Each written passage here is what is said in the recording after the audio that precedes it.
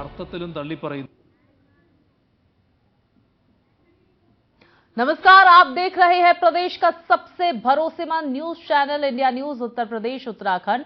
मैं हूं आपके साथ स्वाति शुक्ला कुमार। बड़ी बहस में आज चर्चा होगी लोकसभा चुनाव के मद्देनजर सियासी दलों के अभियान को लेकर।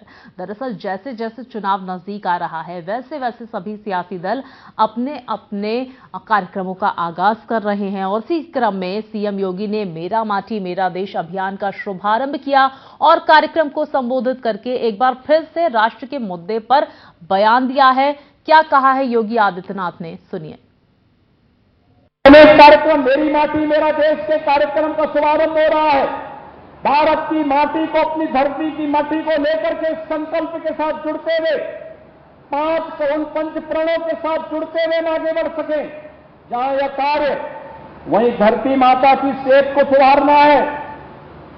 बरसात का समय है, जल संरक्षण के कार्यक्रम के साथ आप जुड़ सकते हैं। प्रधानमंत्री मोदी जी ने, आपने देखा होगा, पिछले मन की बात के कार्यक्रम में उत्तर प्रदेश में आयोजित एक ही दिन में 30 करोड़ वृक्षारोपण के कार्यक्रम की चर्चा की थी। 30 करोड़ वृक्षारोपण उत्तर प्रदेश के नागरिकों ने एक साथ लगाए थे। और आज काकोरी में भी एक अमृत वाटिका, 75 वृक्षों की एक अमृत वाटिका को मेरे साथ सभी माननीय जनप्रतिनिधिगण और प्रशासनिक अधिकारीगण लगाएंगे। इन 75 वृक्षों को जो अमृत वाटिका के रूप में, काकोरी अमृत वाटिका या क्रांति अमृत वाटिका के रूप में यहां पर विख्यात होगी। तो देखिए, वहीं दूसरी तरफ इस बीच कांग्रेस भी यूपी में दलित मुस्लिम गठजोड़ का कार्ड खेल रही है। जय जवाहर जय भीम जनसंपर्क अभियान के जरिए कांग्रेस की कोशिश होगी दोनों समुदायों को साधा जाए और पुराने वोट बैंक को वापस लाया जाए, जबकि यूपी की प्रमुख विपक्षी पार्टी सपा जन चौपाल लगाकर जनता तक सरकार की खामियां को पहुंचाने की तैयारी में है। तो इसी बड़े मुद्दे पर करेंगे आज बड़ी बहस। एक खास पैनल भी हमारे साथ जुड़ेगा, लेकिन उससे पहले आपको नेताओं की प्रतिक्रिया सुनवाते हैं और इंडिया न्यूज संवाददाता की ग्राउंड जीरो से रिपोर्ट भी दिखाते हैं। भारतीय जनता पार्टी मेरे माटी मेरा देश एक अभियान लेके आ रही है। इसके साथ ही हर घर तिरंगा 9 अगस्त से प्रारंभ होकर के 30 अगस्त तक यह चलेगा। इसका आह्वान 103वें एपिसोड मन की बात में प्रधानमंत्री नरेंद्र मोदी जी ने किया था और उन्होंने कहा था कि हमें इस आजादी के अमृत महोत्सव में जो हम मना रहे हैं, अमृत काल मना रहे हैं, इस अमृत काल पे हमें एक महोत्सव के रूप में इसको तैयार करना है और मेरी माटी मेरा देश में आजादी के परवानों के नाम, आजादी के दीवानों के नाम हमारा ये पर्व रहेगा, जो हम 9 तारीख से लेकर 30 तारीख तक उनको नित्य नमन करेंगे। हमारे राष्ट्रीय अध्यक्ष श्री मल्लिकार्जुन खड़गे जी के निर्देश पर लगातार हम अपने संगठन को मजबूत कर रहे हैं। बूथ स्तर पर हमारे जो शिथिल बूथ अध्यक्ष हैं उनको बदलकर नए बूथ अध्यक्ष बना रहे हैं। उसके साथ में बूथ स्तर पर संविधान रक्षक बना रहे हैं। उसके साथ में उनके प्रशिक्षण की भी रूपरेखा तैयार हो रही है और साथ में जो पार्टी के कार्यक्रम हैं, चाहे वो संविधान बचाओ संकल्प यात्रा हो या जय जवाहर जय भीम हो, इसी तरीके से तमाम कार्यक्रम बूथ स्तर तक हम लेकर जा रहे हैं। हमारे बूथ स्तर के कार्यकर्ता लोगों के बीच में जाकर भारतीय जनता पार्टी की जो नाकामियां हैं, उनकी जो वादा खिलाफी है देश के लोगों के प्रति, वो हम बताने का काम कर रहे हैं। समाजवादी पार्टी ने अपना संगठन मजबूत किया और संगठन के एक एक कार्यकर्ताओं को बूथ स्तर पे, सेक्टर स्तर पे लोगों को जोड़ने का दिशा निर्देश दिया, जिस पे काम चल रहा है। मुझे लगता है भारतीय जनता पार्टी संगठन के अलावा देश को बांटने का काम करती है, लेकिन समाजवादी पार्टी के पास ये काम भी है कि जो समाज में विभाजनकारी ताकतें भारतीय जनता पार्टी के द्वारा फैलाई गई हैं, उसको समेटना, देश में अमन और चैन का माहौल बने, ये भी समाजवादी पार्टी की जिम्मेदारी बढ़ जाती है। 2024 के चुनाव को मद्देनजर रखते हुए सारी राजनीतिक पार्टियां अपनी तैयारियों में लग गई हैं और अलग अलग राजनीतिक पार्टी की तरफ से इसको लेकर अलग अलग तरह के कार्यक्रम चलाए जा रहे हैं। अगर उत्तर प्रदेश की बात करें तो उत्तर प्रदेश में भी तरह तरह के कार्यक्रम आयोजित किए जा रहे हैं। अगर सत्ताधारी दल भारतीय जनता पार्टी की तरफ से बात करें तो वहां पर पहले जहां महासंपर्क अभियान चलाया जा रहा था, तो उसके बाद मुख्यमंत्री खुद बूथ और तमाम स्तर के कार्यकर्ताओं से बातचीत करके नई योजनाएं निर्धारित कर रहे हैं। वहीं अगर बात की जाए वर्तमान समय के अभियानों की, तो मेरा माटी मेरा देश जैसे अभियान चलाकर भारतीय जनता पार्टी या कहें सरकार घर घर तक पहुंचना चाहती है। वहीं दूसरी तरफ सरकार की तरफ से हर घर तिरंगा अभियान भी चलाया जा रहा है, जिसको लेकर प्रदेश के हर प्रदेशवासी को राष्ट्रवाद का एक संदेश देने की कोशिश की जा रही।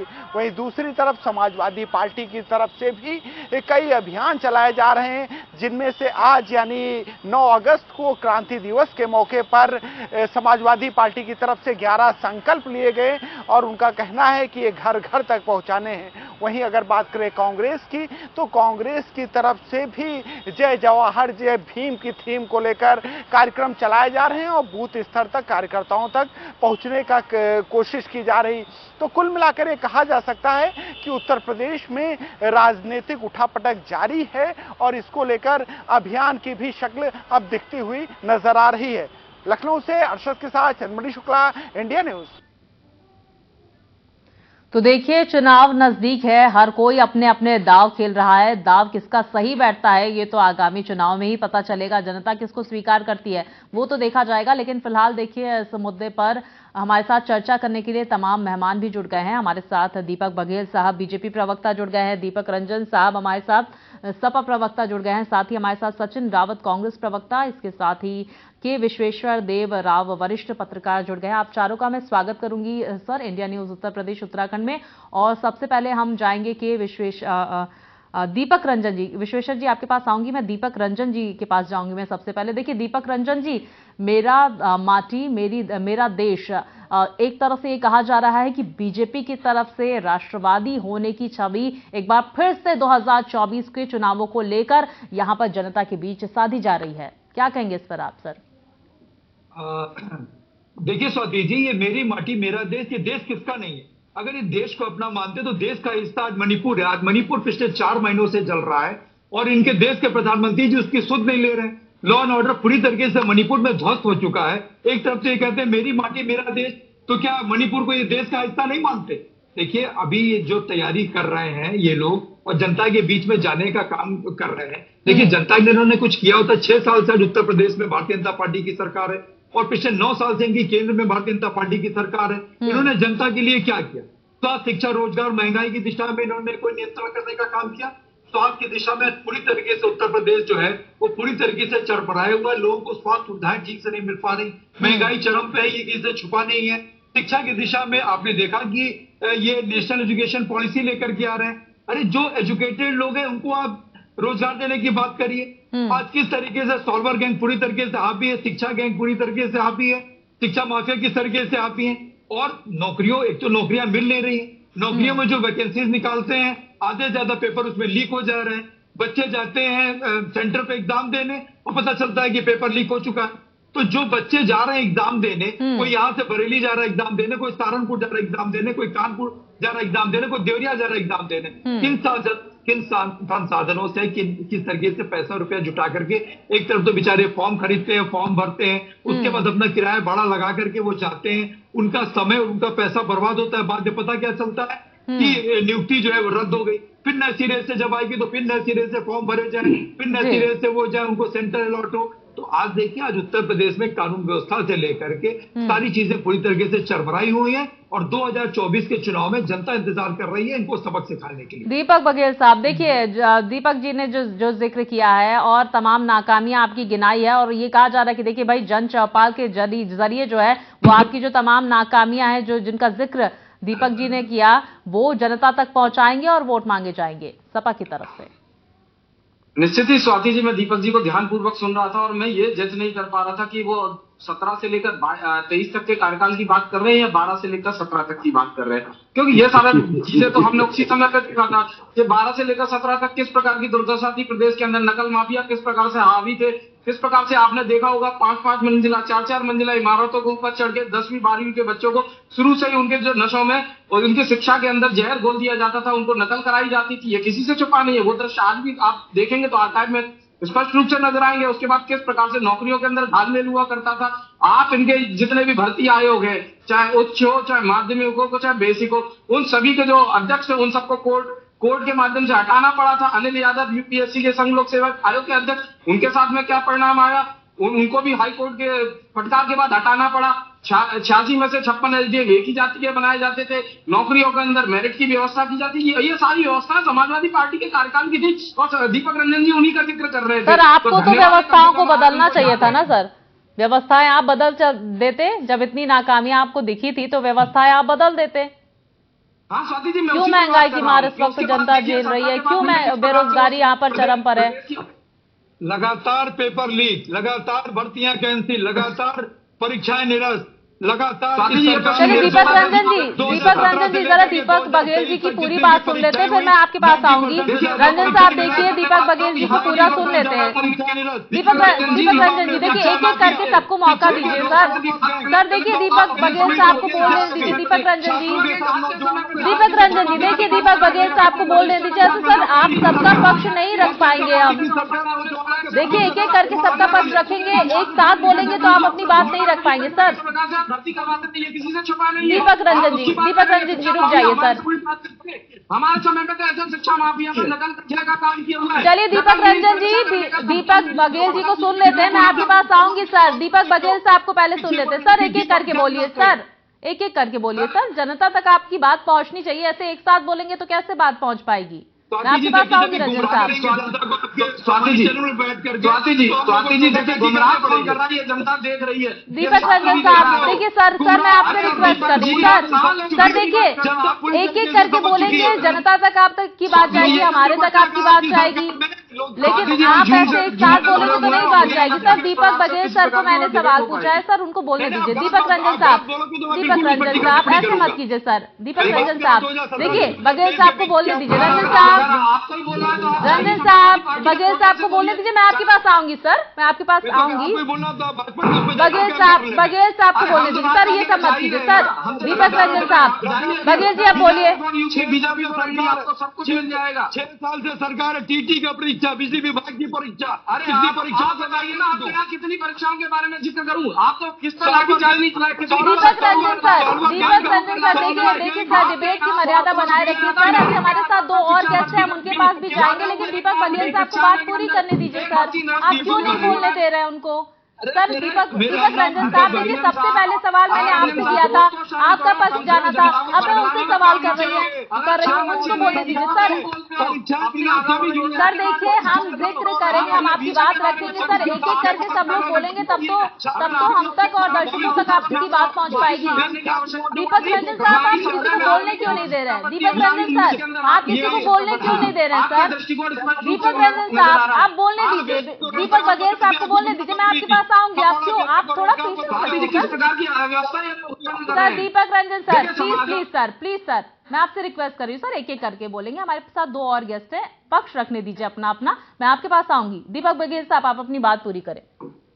देखिए किस प्रकार की अव्यवस्था उत्पन्न कर रहे हैं। समाजवादी के पार्टी के मूल चरित्र में आ गए, क्योंकि समाजवादी पार्टी का कार्यकर्ता इसी प्रकार से व्यवहार करता है। इनके समय में बिल्कुल नहीं बोला। समाजवादी लोग झूठ अरे आप झूठ बोलोगे तो समाजवादी लोग भाजपा ये कोई तरीका नहीं है इस प्रकार से कोई सर दीपक रंजन सर ऐसा क्यों कर रहे हैं सर? आप प्लीज बोलने दीजिए, दीपक बघेल साहब को बोलने दीजिए।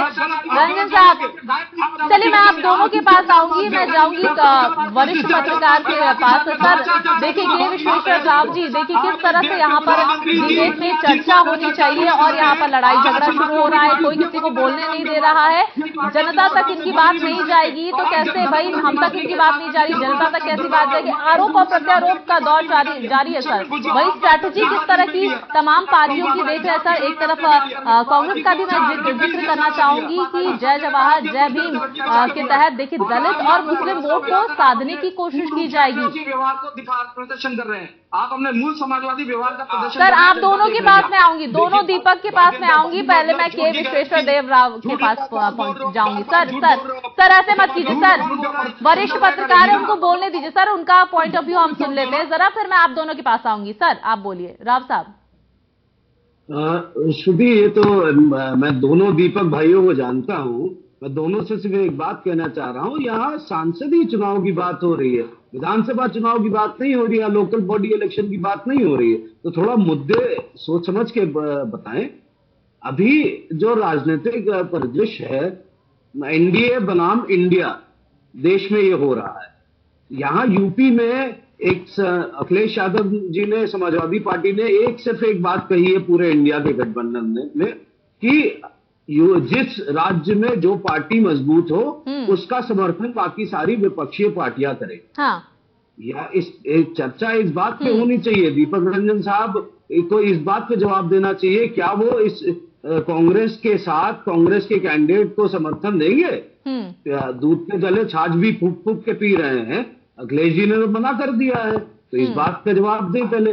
और दूसरा श्रुति, ये एक जो मुद्दा अभी कल उठा है मुरादाबाद दंगों का, जो मुख्यमंत्री जी ने उठाया है भाजपा के, उनका कहना है कि ये 40 साल 45 साल 4 दशक बाद जो मुद्दा उठाया है मुरादाबाद दंगों का, ये पिछले 5 मुख्यमंत्री भाजपा की तरफ से भी आए हैं, उनमें से किसी ने नहीं उठाया। इस मुद्दे पे चर्चा होनी चाहिए कि भाजपा पोलराइजेशन पॉलिटिक्स चालू कर चुकी है। हाँ, इसका जवाब समाजवादी पार्टी और बाकी दल कैसे देंगे, ये सोचने और ये सवाल होना चाहिए।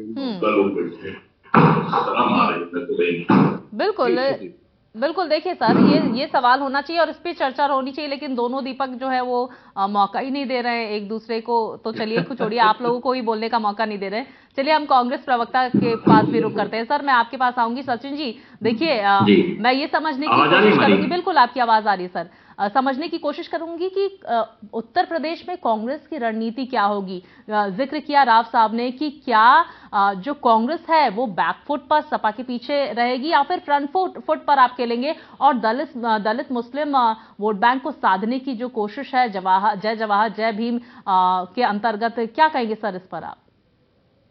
देखिए सुरती जी, जहां तक कांग्रेस पार्टी की जो स्ट्रेटेजिक प्लानिंग है वो कहीं ना कहीं बंद कमरों में तय की जाती है, उसको सार्वजनिक चैनलों पे नहीं बताया जाता है। और मैं कहना चाहता हूं कि जय जवाहर जय भीम की जो कार्यक्रम हम लोगों का चल रहा है, ये जो दलित बस्ती है वहां संविधान की प्रतियां बांटी जा रही है। जिस तरह से दलितों के उत्पीड़न की घटना सबसे ज्यादा कहीं ना कहीं भारतीय जनता पार्टी शासित राज्यों में होती है।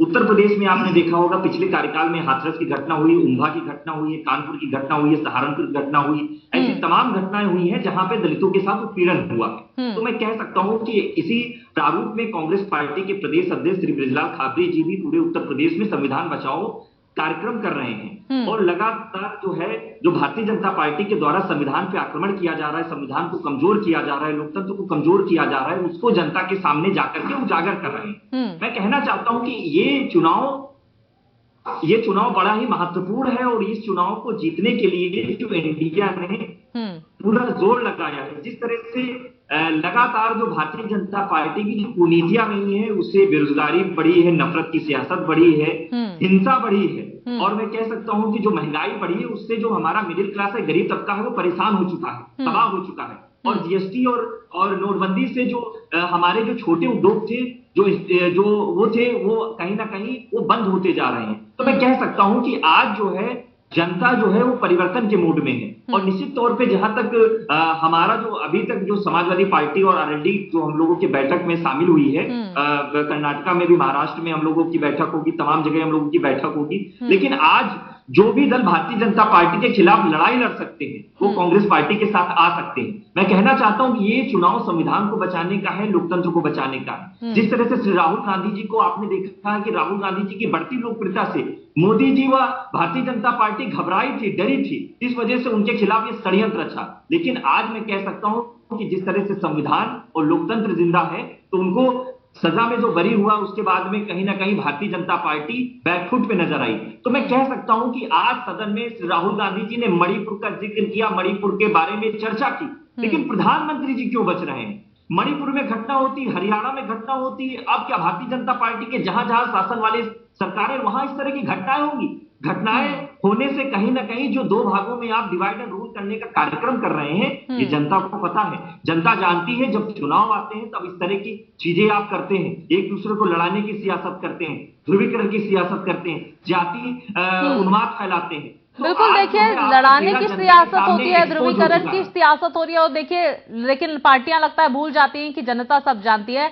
मैं बघेल साहब जी के पास वापस आऊंगी, और जिस बात का जिक्र किया राव साहब ने, सर देखिए कल विधानसभा के पटल पे मुरादाबाद दंगों की रिपोर्ट वहां पर रखी गई है, और आपको नहीं लगता कि देखिए जनता के मुद्दों से आप डाइवर्ट करना चाहते हैं टॉपिक को, इसीलिए विधानसभा में मुरादाबाद दंगों का जिक्र हो रहा है? सर क्यों आप नहीं चाहते, क्यों बचते हुए नजर आते हैं जब आपके सामने महंगाई की बात होती है, बेरोजगारी की बात होती है?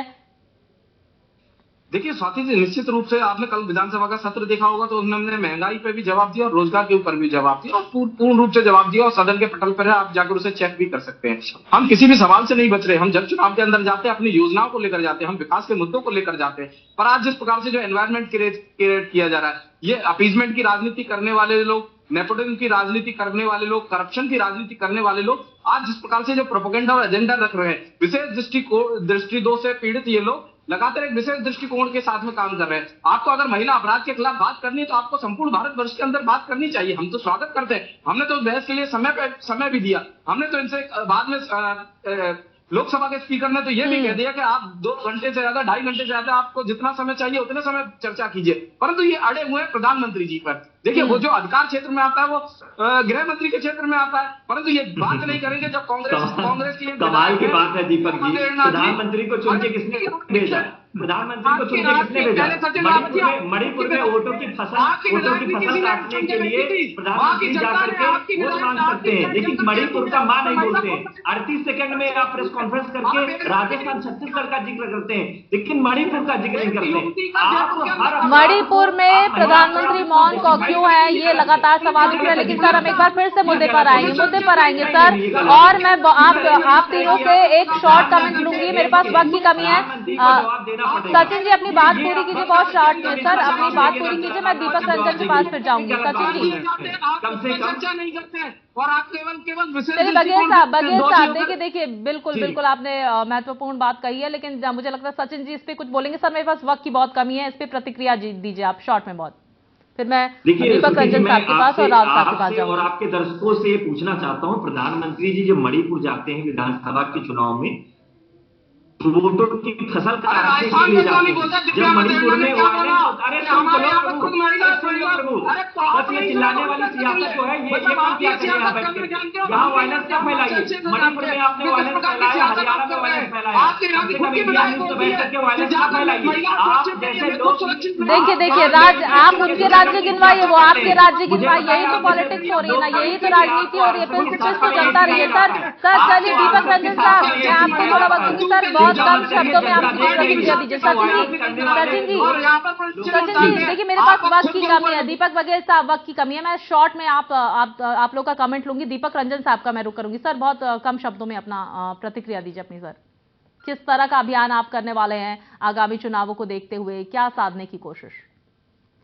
देखिए स्वाति जी, समाजवादी पार्टी संघर्षों के कोख से पैदा हुई पार्टी, और समाजवादी पार्टी 365 दिन अपने संगठन को धार देने में और अपने बूथ कमेटी, बूथ प्रभारियों को मजबूत करने में लगे हुई है। अभी हमारा साइकिल यात्रा जो है बूथ स्तर पर मजबूती की बात की जा रही। दीपक रंजन साहब के पास राव साहब बहुत ही शॉर्ट कमेंट में आपका लूंगी। सर बहुत शॉर्ट कमेंट। स्वाति जी सिर्फ एक बात कहनी है मुझे कि भाजपा जो हमेशा कहती रही है मैं 365 दिन चुनाव की तैयारी में रहती हूँ, और वो सही भी है कहीं ना कहीं। अभी देख सकते हैं आप उत्तर प्रदेश के मामले में पीओपी राजभर जो बहुत बड़ी भूमिका करीबन 13 से 15 सीटों पर निभाते हैं, उनको उन्होंने अपने पाले में कर लिया। बिल्कुल समाजवादी पार्टी बिल्कुल सर, देखिए स्ट्रैटेजी बीजेपी की तरफ से पहले से ही बना ली जाती है। एक चुनाव खत्म होता है, दूसरे चुनाव की तैयारियां कर ली जाती है, लेकिन देखिए क्योंकि ये चुनाव बेहद महत्वपूर्ण है, ऐसे में बाकी पार्टियों ने भी स्ट्रैटेजी बना दी है, चाहे वो सपा हो, चाहे कांग्रेस हो, ताकि चाहे और भी पार्टियां हो, ताकि बीजेपी का जो विजय रथ है उसे रोका जा सके। आप चारों मेहमान हमारे साथ इस चर्चा में शामिल हुए, आप चारों का बहुत बहुत शुक्रिया करूंगी मैं। मेरे साथ इस चर्चा में फिलहाल इतना ही। खबरें लगातार जारी है, आप देखते रहिए India news Uttar Pradesh Uttarakhand.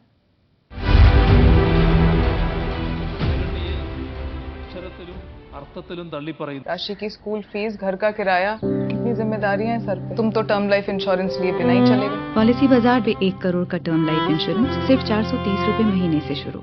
Doctor ortho oil के रेगुलर मसाज से जॉइंट हेल्थी रहते हैं, और अगर प्रॉब्लम बहुत पुरानी है तो डॉक्टर और तो कैप्सूल्स साथ लेना ना भूलें। अब दर्द भी घुटने टेकेगा।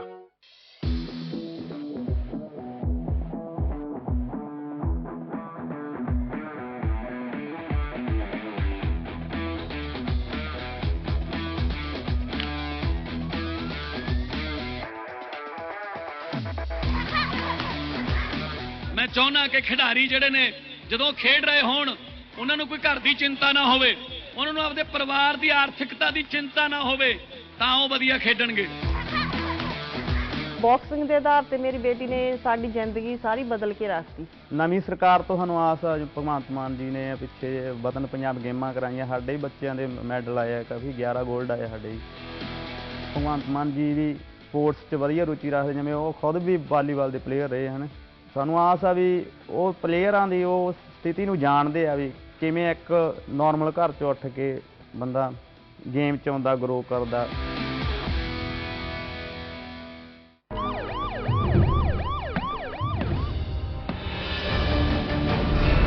हर गुनहगार को होगा पर्दा फाश।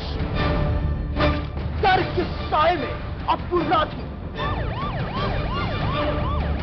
गोलियों की तड़तड़ाहट से डर और दहशत हाहाकार चल रहा है।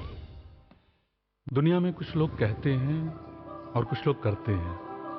जब कहा गया देश में सोलर पावर सफल नहीं हो सकता, तो हमने सुना नहीं, उसे सफल कर दिखाया। कहा देश का सबसे बड़ा पावर प्लांट बनाना इम्पॉसिबल, तो हमने पॉसिबल कर दिया। चर्चा हुई देश में इतना बड़ा पोर्ट बनाना असंभव, हमने संभव कर दिखाया। मुश्किलों की नहीं सुनते अदानी, हम करके दिखाते हैं। आत्मनिर्भर भारत के शिल्पी यशस्वी प्रधानमंत्री श्री नरेंद्र मोदी जी के नेतृत्व में आजादी के बाद सही मायनों में गरीब कल्याण के लिए मिशन मोड में काम हुआ है। हमारी सरकार गरीबों को समर्पित है, गरीबों की है। हाउसिंग फॉर ऑल लक्ष्य के तहत प्रधानमंत्री आवास योजना और मुख्यमंत्री आवास योजना से 54 लाख परिवारों को पक्का घर मिला है। यह घर स्वच्छ भारत मिशन, सौभाग्य योजना, उज्ज्वला योजना और जल जीवन मिशन का पैकेज है। सही हकदारों तक योजना का लाभ पहुंचाने के लिए लाभार्थियों को सीधे डीबीटी के माध्यम से सहायता पहुंचाई जाती है, जिससे उन्हें योजना का 100% लाभ मिलता है। माननीय मुख्यमंत्री योगी आदित्यनाथ के नेतृत्व में आज उत्तर प्रदेश प्रधानमंत्री आवास योजना के क्रियान्वयन में देश में अग्रणी राज्य है। आत्मनिर्भर भारत का विजन हो रहा साकार, डबल इंजन की सरकार।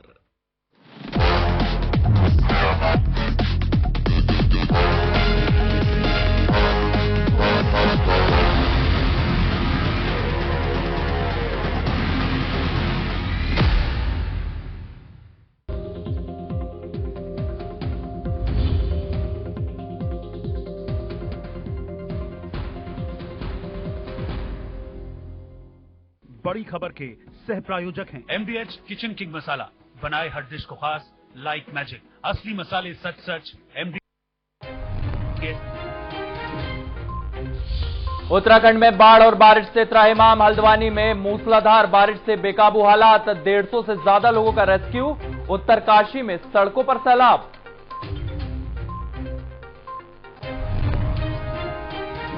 रुद्रप्रयाग के गौरीकुंड हाईवे पर भूस्खलन, मलबे में दबने से 2 बच्चों की मौत, 1 घायल, इलाज जारी।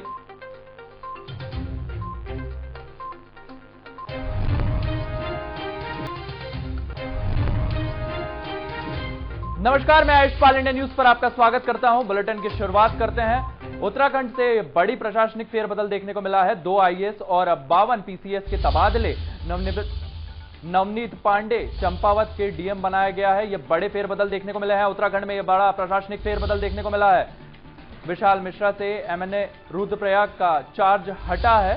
इसी के साथ साथ कई महत्वपूर्ण बदलाव हुए हैं, तो यह बड़े प्रशासनिक फेरबदल देखने को मिले हैं। उत्तराखंड में बड़ा प्रशासनिक फेरबदल देखने को मिला है। कई महत्वपूर्ण पद बदले गए हैं। 2 IAS और 52 PCS के तबादले किए गए हैं। नवनीत पांडे चंपावत के DM बनाए गए हैं, उन्हें DM बनाया गया है।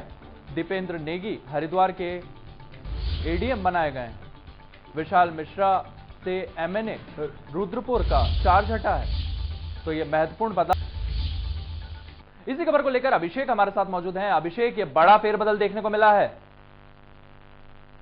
बिल्कुल, देखिए जो 16 ऐसे अधिकारी थे जो बाह्य प्रतीक्षा में थे, लंबे समय से तैनाती का इंतजार कर रहे थे, उनको भी अब जो है एसडीएम पद की जिम्मेदारी दे दी गई है। इसके साथ ही इस जो जितने भी 52 पीसीएस अधिकारी हैं, उन सभी पीसीएस अधिकारी में 46 जो है वो एसडीएम बनाए गए हैं और बाकी को एडीएम की जिम्मेदारी दी गई है। तो सामान्य प्रक्रिया के तहत कल देर शाम मुख्यमंत्री पुष्कर सिंह धामी ने ये बड़ा फैसला लिया और पीसीएस अधिकारियों का, बड़े स्तर पर पीसीएस अधिकारियों का जो तबादला है उसकी सूची कल देर शाम जारी की। अभिषेक, क्या बड़ा कारण रहा है जो इतने बड़े फेरबदल किए गए हैं?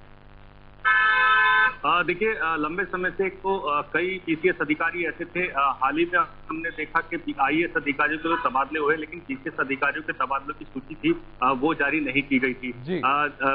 जो प्रतीक्षा में कई जो पीसीएस अधिकारी थे लंबे समय से बाह्य प्रतीक्षा में थे और वो भी अपनी नवीन तैनाती का इंतजार कर रहे थे और उसी के तहत जो है जो सामान्य प्रक्रिया जो शासन की होती है उसी के तहत इन सभी अधिकारियों के अधिकारों में फेरबदल किया गया है, जबकि कई जो बाह्य प्रतीक्षा में थे उन लोगों को नवीन तैनाती दी गई। जी, आप हमारे साथ बने रहिएगा। तो ये बड़े फेरबदल देखने को मिले हैं। अगली खबर का रुख करते हैं। उत्तराखंड में बाढ़ और बारिश से त्राहिमाम की स्थिति है। हल्द्वानी में मूसलाधार बारिश से बेकाबू है हालात। 150 से ज्यादा लोगों को रेस्क्यू किया गया है। उत्तरकाशी में भी सड़कों पर सैलाब देखने को मिल रहा है। तो लगातार बारिश के कारण ये हालात बने हुए हैं, चाहे हल्द्वानी में हो जहां पर मूसलाधार बारिश देखने को मिल रही है, जिसके कारण लोगों को काफी समस्या का सामना करना पड़ रहा है। 150 से ज्यादा लोग का रेस्क्यू किया गया है। एसडीआरएफ और एनडीआरएफ की टीमें जमीन पर तैनात है। आप साफ तौर पर देख सकते हैं किस तरीके से तस्वीरें उत्तराखंड के कई इलाकों से आ रही है और ये साफ तौर पर बता रही है कि वहां पर किस तरीके के हालात हैं, चाहे वह हल्द्वानी हो चाहे अन्य जो जिले हैं, वहां पर लगातार बारिश हो रही है और जिसके कारण सैलाब जैसी स्थिति है।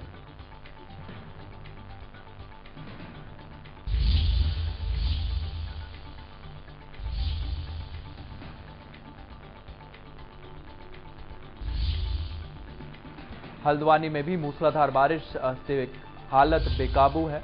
लोगों का रेस्क्यू किया जा रहा है। 150 से ज्यादा लोगों को रेस्क्यू किया गया है और यह बारिश का दौर जो है लगातार जारी है।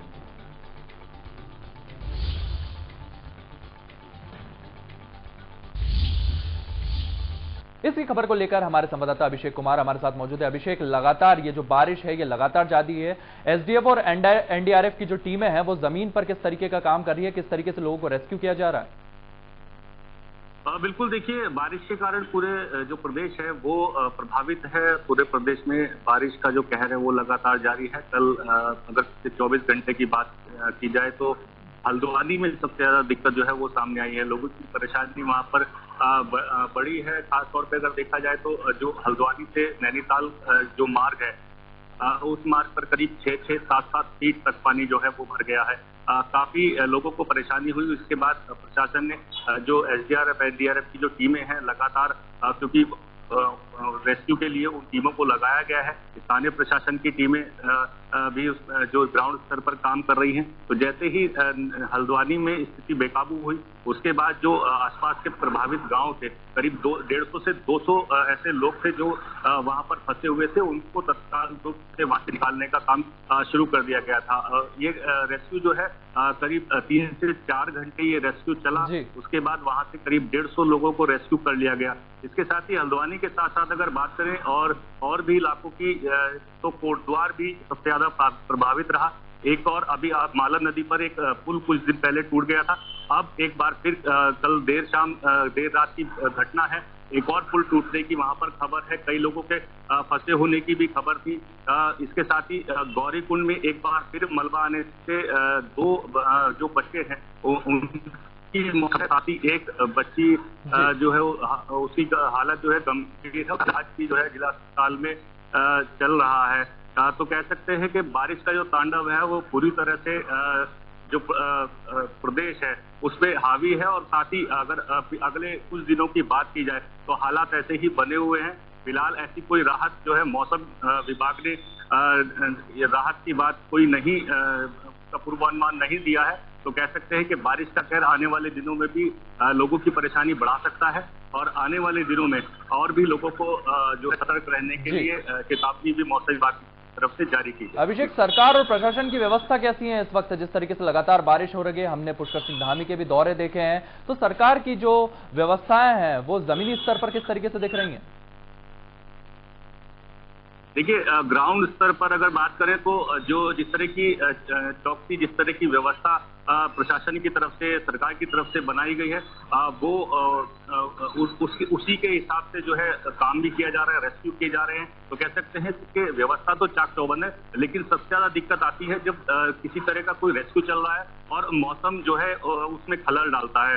लगातार बारिश के कारण कई रेस्क्यू ऐसे हैं जिसमें मौसम की लगातार जो खलल है वो उस चुनौती देती है और जो रेस्क्यू है वो भी कहीं ना कहीं प्रभावित होता है। तो व्यवस्था तो चाक चौबंद है, लेकिन मौसम जो है पूरी तरह से चुनौती बना हुआ है। और जितने भी रेस्क्यू अभी फिलहाल जो कोटद्वार की बात करें या हल्द्वानी की बात करें, तो मौसम की मार जो है वो देखने को मिल रही है। और प्रशासन की टीमें भले ही अलर्ट हो, लेकिन जो बारिश है वो कहीं ना कहीं इन सभी रेस्क्यू में जो है बाधा बन रही है। जी अभिषेक, आपका इस तमाम जानकारी के लिए बहुत बहुत धन्यवाद। तो उत्तराखंड में लगातार बाढ़ और बारिश से स्थितियां लगातार खराब है। प्रशासन की एसडीआरएफ और एनडीआरएफ की टीमें लगातार मौजूद हैं, लोगों की मदद कर रही हैं। कुछ ही देर पहले 150 लोगों को रेस्क्यू किया गया है इसी बारिश और बाढ़ के चलते।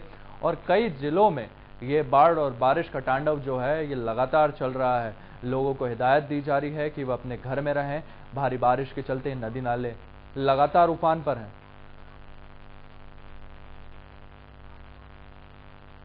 चलिए अगली खबर का रुख करते हैं। हल्द्वानी में पिछले 24 घंटे से रिकॉर्ड बारिश नजर आ रही है। हल्द्वानी के काठगोदाम में 312 mm रिकॉर्ड बारिश दर्ज की गई है। बारिश भूस्खलन की वजह से जिले में 29 सड़कें बंद बता दी गई है। प्रशासन जेसीबी से सब बंद सड़कों को खुलवाने में जुटा हुआ है। तो लगातार बारिश का दौर जारी है, लोगों को कई प्रकार की समस्याओं का सामना करना पड़ रहा है। बारिश भूस्खलन की वजह से जिले में 29 सड़कें बंद है। प्रशासन जेसीबी से सभी सड़कों को खुलवाने में जुटा हुआ है। लगातार लोगों को काफी परेशानी का सामना करना पड़ रहा है। हल्द्वानी में पिछले 24 घंटे से ये रिकॉर्ड बारिश दर्ज की गई है। कई मिलीमीटर बारिश हो चुकी है और अभी भी लगातार बारिश का दौर जारी है।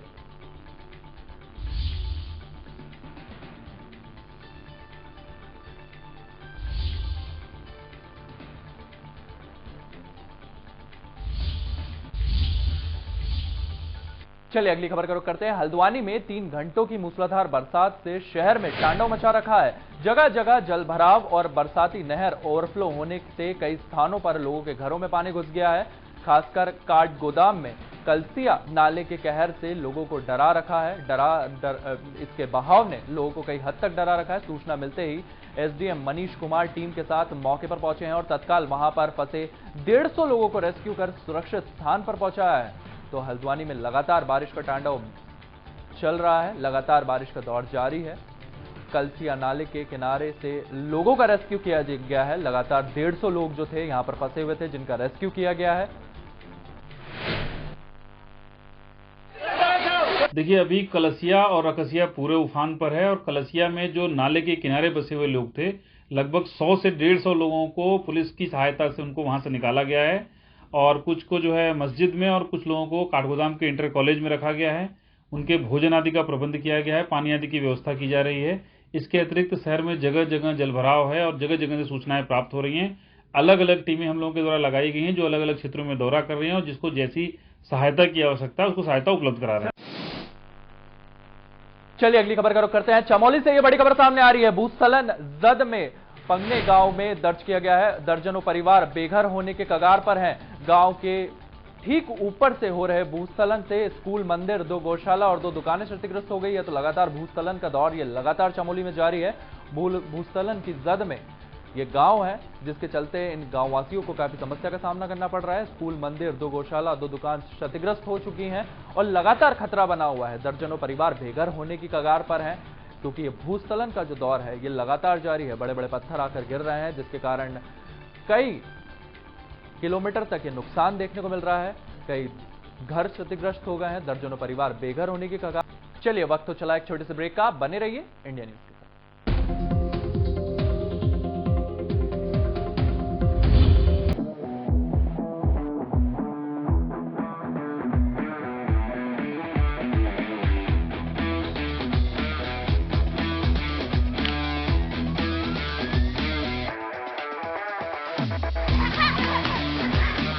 मैं चाਹੁੰਦਾ कि खिडारी ਜਿਹੜੇ ਨੇ ਜਦੋਂ ਖੇਡ ਰਹੇ ਹੋਣ ਉਹਨਾਂ ਨੂੰ ਕੋਈ ਘਰ ਦੀ ਚਿੰਤਾ ਨਾ ਹੋਵੇ, ਉਹਨਾਂ ਨੂੰ ਆਪਣੇ ਪਰਿਵਾਰ ਦੀ ਆਰਥਿਕਤਾ ਦੀ ਚਿੰਤਾ ਨਾ ਹੋਵੇ, ਤਾਂ ਉਹ ਵਧੀਆ ਖੇਡਣਗੇ। ਬਾਕਸਿੰਗ ਦੇ ਆਧਾਰ ਤੇ ਮੇਰੀ ਬੇਟੀ ਨੇ ਸਾਡੀ ਜ਼ਿੰਦਗੀ ਸਾਰੀ ਬਦਲ ਕੇ ਰੱਖਤੀ। ਨਵੀਂ ਸਰਕਾਰ ਤੋਂ ਸਾਨੂੰ ਆਸ ਆ, ਭਗਵੰਤ ਮਾਨ ਜੀ ਨੇ ਪਿੱਛੇ ਵਤਨ ਪੰਜਾਬ ਗੇਮਾਂ ਕਰਾਈਆਂ, ਸਾਡੇ ਹੀ ਬੱਚਿਆਂ ਦੇ ਮੈਡਲ ਆਏ ਆ, ਕਾਫੀ 11 골ਡ ਆਏ ਸਾਡੇ ਜੀ। ਭਗਵੰਤ ਮਾਨ ਜੀ ਵੀ ਸਪੋਰਟਸ 'ਚ ਵਧੀਆ ਰੁਚੀ ਰੱਖਦੇ, ਜਿਵੇਂ ਉਹ ਖੁਦ ਵੀ ਵਾਲੀਬਾਲ ਦੇ ਪਲੇਅਰ ਰਹੇ ਹਨ। ਸਾਨੂੰ ਆਸ ਆ ਵੀ ਉਹ ਪਲੇਅਰਾਂ ਦੀ ਉਹ ਸਥਿਤੀ ਨੂੰ ਜਾਣਦੇ ਆ ਵੀ ਕਿਵੇਂ ਇੱਕ ਨੋਰਮਲ ਘਰ 'ਚੋਂ ਉੱਠ ਕੇ ਬੰਦਾ ਗੇਮ 'ਚ ਆਉਂਦਾ, ਗਰੋ ਕਰਦਾ।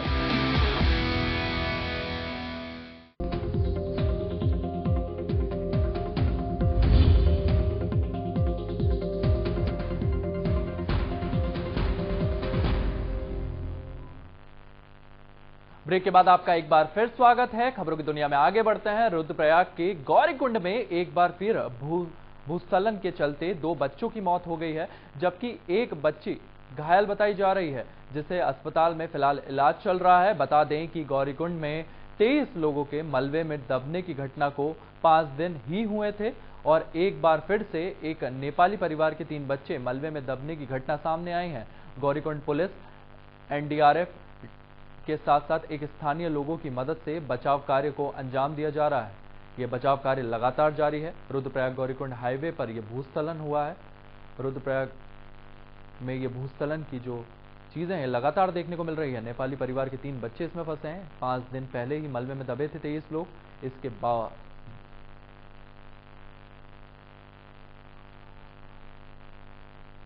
चलिए अगली खबर का रुख करते हैं। कोटद्वार से बड़ी खबर आ रही है। भारी बारिश से कोटद्वार में बाढ़ जैसे हालात बने हुए हैं। घरों और आर्मी कैंपों में पानी घुसता नजर आ रहा है। पिनियाली गोदरा ने भी भारी तांडव मचाया हुआ है। कुदरत की मार, सड़कों पर सैलाब देखने को मिल रहा है। आप साफ तौर पर तस्वीरों में भी देख सकते हैं किस तरीके से भारी बारिश का यह कहर लगातार जारी है। कोटद्वार के साथ साथ कई और जिले हैं जहां पर लगातार बारिश हो रही है। लगातार बारिश होने के चलते ये जो तस्वीरें आप देख रहे हैं, इस तरीके की स्थितियां बनी हुई हैं, जिसके कारण लोगों को काफी समस्या का सामना करना पड़ रहा है। घरों और आर्मी कैंपों में पानी घुस गया है और लगातार परेशानियां जो हैं वो बढ़ती जा रही है जैसे जैसे बारिश का दौर बढ़ रहा है।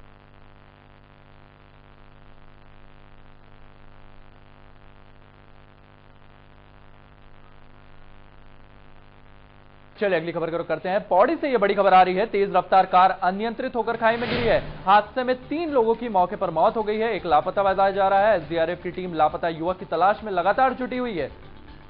थाना सतपुली क्षेत्र अंतर्गत गुमखाल में हुआ था यह हादसा। रफ्तार ने ली इन तीनों लोगों की जान। रफ्तार में इन 3 लोगों की जान ले ली है। इसी के साथ साथ रेस्क्यू ऑपरेशन लगातार जारी है। एक व्यक्ति के लिए यह लगातार रेस्क्यू ऑपरेशन जारी है। उसको ढूंढने के लिए रेस्क्यू ऑपरेशन लगातार जारी है। तेज रफ्तार कार का कहर देखने को मिला है।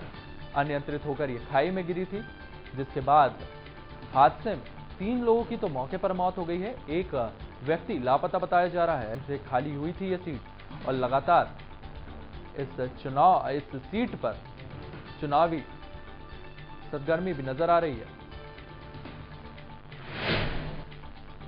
चलिए अगली खबर का रुख करते हैं। लक्सर में एक चोर पुलिस कस्टडी से फरार हो गया है, जिससे पुलिसकर्मियों ने हाथ पांव फूल गए हैं। आरोपी उस वक्त पुलिसकर्मियों को चकमा देकर भाग गया जब उसे मेडिकल के लिए अस्पताल ले जाया जा रहा था।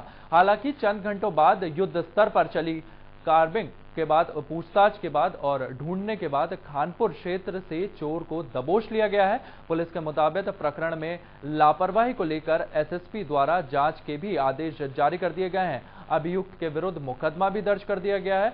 इसके अलावा पूर्व से ही अभियुक्त के विरुद्ध चोरी के आरोप में मुकदमा दर्ज है। वहीं इस प्रकरण में दृष्टिगत एसएसपी द्वारा जांच के आदेश जारी कर दिए गए हैं। कल एक मुलजिम जो है जिसका नाम रंजीत है, ये चोरी करते हुए पब्लिक द्वारा पकड़ा गया था और इसको थाने पे जो है लाके दिया गया, तो उसमें उसकी एक प्रॉपर फर्द बना के इसे दाखिल किया गया चोरी के आरोप में और माल बरामद किया गया इसके। आज जब इसे न्यायालय पेश किया जा रहा था और इसका मेडिकल के लिए इसे ले जाया गया था, तो ये मेडिकल में जो हमारे हेड कांस्टेबल थे खजान सिंह, उन्हें धक्का देके और वहाँ से फरार हो गया। इसके चलते जो है पुलिस द्वारा तत्काल कार्रवाई करते हुए इसमें कई टीमें बनाई, सीसीटीवी फुटेज का अवलोकन किया गया और इसे जो है खानपुर क्षेत्र से पुलिस ने पकड़ लिया।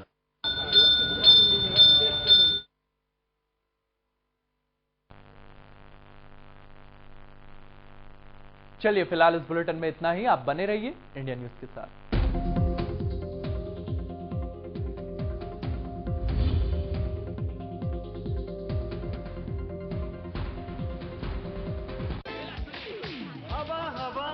हवा खुशबू लुटा दे, कहाँ खुली जुल्फ यार मिला तार मिल। जब गैस सताए यूनिएंजाइम लो। इसके तत्व गैस की जड़ पे काम करे और खाना पचाए आपके डाइजेस्टिव सिस्टम की तरह, जो दे बदहजमी से आराम। यूनिएंजाइम, गैस भगाओ, खाना बचाओ। सेवा, सहयोग और समर्पण की भावना से आजादी के बाद पहली बार उपेक्षित वनटांगिया समाज की उन्नति का मार्ग प्रशस्त हुआ है। वर्ष 2017 में वनवासियों को सड़क, शिक्षा, चिकित्सा, राशन कार्ड, शौचालय, पक्के आवास, बिजली, सोलर लाइट, पेयजल जैसी मूलभूत सुविधाएं मिली हैं। वन ग्रामों को राजस्व ग्राम का दर्जा और वनवासियों को जमीनों का मालिकाना हक मिलने से इनकी जीवन शैली में बड़ा बदलाव आया है। दशकों से दबी हुई आशाओं और भावनाओं को पंख लगे हैं। वनवासियों के प्रति माननीय मुख्यमंत्री जी का समर्पण भाव इसी से पता चलता है कि वह दीपावली का पर्व वन ग्राम में ही मनाते हैं, जिससे वनवासियों का उल्लास और उमंग देखते ही बनती है। करके दिखाए जो, डबल इंजन की सरकार है वो।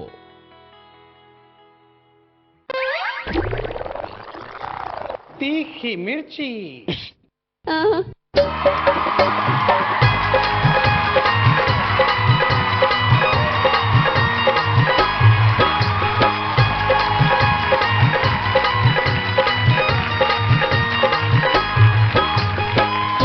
सुनो एक बात सुनो जी, विपक्ष के नए परिवार से मिलो जी। सारे विपक्ष क्यों एक हुए आज, आओ सुनाए तुम्हें इनके राज। चिक चिक बम बम बम चिक चिक बम। संगठित हो चुके एक परिवार हम, एक दूसरे का करेंगे प्रचार हम। कुर्सी की खातिर मोदी से लड़ना पड़े तो है तैयार हम, है तैयार हम।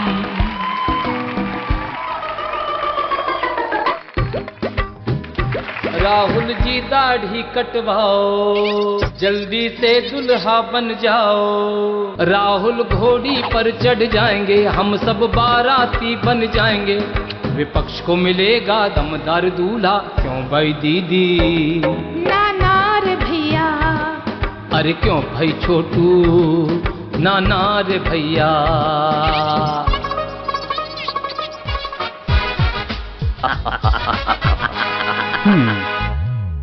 मेरी मर्जी। शीश महल बनवा दूं मैं एक सरकारी आवास, करोड़ों के पर्दे कालीने बिछवाऊं मैं खास। दिल्ली के हर गली मोहल्ले में ठेके खुलवाऊं, पानी ना मिले पब्लिक को शराब पिलवाऊं। मेरी मर्जी।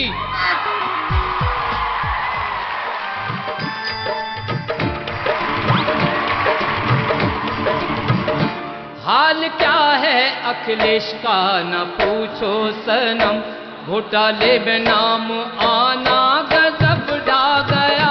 मोदी योगी राज में क्राइम करप्शन बंद हुआ, इनका जनता में छाना गजब ढा गया। हाल क्या है अखिलेश का न पूछो सनम।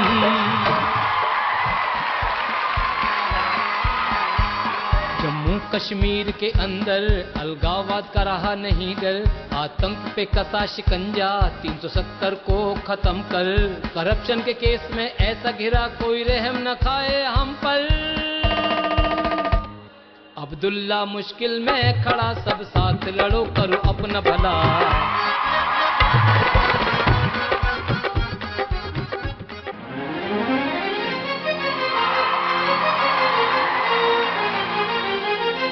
परिवारवादी दलों ने देश लूटने में कोई कसर ना छोड़ी।